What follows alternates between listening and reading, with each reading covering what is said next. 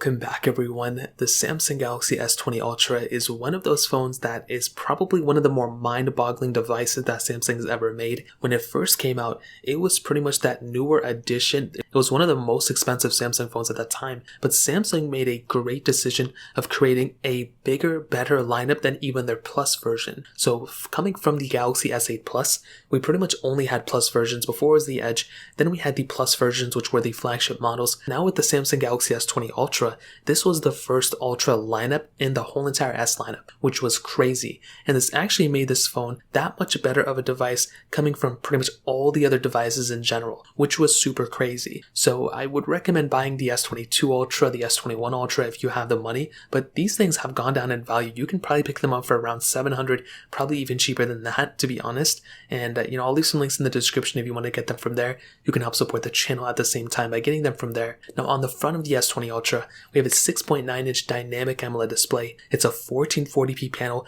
and it's 120 Hz. This and the S20 were the first Samsung phones to bring 120 Hz for their S lineup, and this was a crazy cool thing that Samsung did. And when I look at the S22 Ultra and I look at the S21 Ultra, there are still a lot of features within the S20 Ultra, including this display, that make me so happy. This is a beautiful panel. You have everything you want in it, and to be honest, I'm still surprised that Samsung can even do better than this. I think the S22 Ultra is going to be better, but even a phone like this, it's very hard to top. If I was going to, get a new phone and compare it to this one, I would not be, complaining about the panel at all. It's a very good panel. Now you do have USB Type-C on the bottom with a headphone jack with Samsung DeX, which is cool, no headphone jack, but you do have a microSD card slot on this phone, which, as I mentioned before, this is one of the coolest things about this device. Having that ability of just increasing that storage is just an amazing thing. And as I mentioned before, being able to increase your storage like that is very important,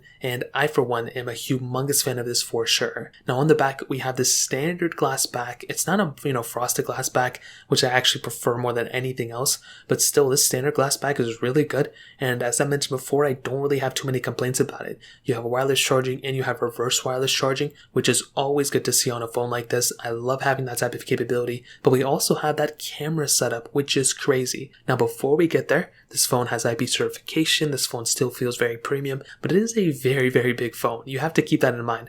Also, I guess compared to the newer S20 Ultra devices that we have, this one does not have S Pen support. So if you wanted to have that stylus and use it here, the S21 Ultra has it, the S22 Ultra has it built in. This device does not have it, so definitely keep that in mind. Now in terms of the outside, that covers it up. Now in terms of the camera setup, this thing has a beautiful quadruple camera setup pretty much on the back. It has a 108 megapixel wide-angle lens, 48 megapixel periscope telephoto lens, 12 megapixel ultra-wide sensor, and 0.3 megapixel TOF depth lens, whatever it is. Now, this is what I'm going to tell you about this. Really, the periscope telephoto lens is like a crazy cool feature that Samsung implemented on this device that, as far as I understand, has been improved with every single version of the Ultra phone.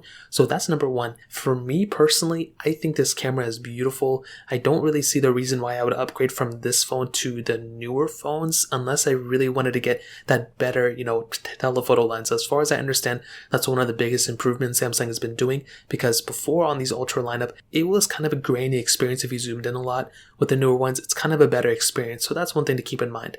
The front has a 40 megapixel lens, which is still pretty much the same thing on the newer ones too, which is kind of interesting. 4K at 60 on the front, 8K capability on the back. This phone still has it all, to be honest. If I were to purchase this phone today, I would not complain about the camera. You still have a ton of features built into this camera, which is amazing. And as I mentioned before, Samsung does an amazing job at just the camera setup in general. Now, one big thing that Samsung has kind of done with the newer lineup is that they did actually collaborate with, a lot of, social media applications like Snapchat, Instagram, and TikTok. And they actually went ahead and brought a lot of those camera features from their S22s into those cameras. So I don't know if that's ever going to happen to these phones. I don't know if that's going to be a software update where you can just update Snapchat and get better quality. Maybe it'll happen, and if it does, this phone will definitely get that update. But that is one thing to keep in mind. Personally, I love those social media applications, and this phone I think still does a pretty good job at the image quality. But do keep in mind that if you want to get the best experience possible, I would not blame you if you were to upgrade from your S20 Ultra to an S22 Ultra to get those better features. So in terms of that covers it up there. Now, in terms of the software and longevity, this phone did actually end up getting an extra year of software updates, and I believe an extra year of security updates as well from Samsung. So if you have an S20 Ultra, it's not going to be ending this year, it's not going to be ending next year. I think probably it's going to end sometime around 2024 with, its year of OS updates and its, security updates as well. So this phone is still here to stay. It's not going anywhere anytime soon. And if you were to even purchase this phone next year, I think it's going to be totally okay. Samsung did an amazing job with their S21 and S22, where they're actually increasing that to 4 years of, full OS updates and a year of security updates. So that's about to be really crazy as well. I think with something like the Galaxy S20 Ultra, this is the last generation of Samsung phones where it's kind of considered like still not getting that long-lasting device in terms of software. I think with the next generation, the S21, S22, Samsung is really going to start making some big changes in their software. And it pretty much starts with the longevity. The S20 Ultra is still here to stay. It's not going anywhere anytime soon. And this may be one of those devices where the hardware is going to outlast the software. This is still going to be a really good performing phone, and I have very few complaints about the software. So, and besides, One UI, I don't really like I like stock Android a little bit more, but some people prefer One UI, which is great. Now, in terms of performance, this device has that Qualcomm Snapdragon 865 chipset inside of it, an Adreno 650 GPU, and 12 gigabytes of RAM on the base model, and 16 gigabytes of RAM on the top tier model. Now, one interesting thing I want to state, for some reason, the S22 Ultra, from what I understand, does not have a 16 gigabyte variant, which I kind of find weird. I feel like that phone could have easily supported 16 gigs, considering this phone from 2020 could have gotten, it already had 16 gigs of RAM. So not really too sure what happened there. But what I will tell you about the performance of this phone is that it's still a very fast performing phone. As I mentioned before, phones like these, they don't really slow down. The only thing is that the software gets a little clunky, it gets a little weird here and there, but I don't think it's a bad performing phone by any means. And I still think, if you were to go and buy a phone in this day and age, you can't really go wrong with the performance of this device. It's still a very good performing phone. Now, it's definitely not perfect like I mentioned, and it could be a little bit better here and there, but I do think, hey, if you need to go pick up a phone, you cannot go wrong with something like this. Now, on top of that, with the Samsung Galaxy S20 Ultra, you're getting a lot of RAM for the most part, which is really cool. You're getting a great build quality, which is awesome, and you're getting that 120Hz display as well, which, as I mentioned before, that is one of the best things to keep in mind. You don't want to go and buy a phone and have it already outdated and not having those great features.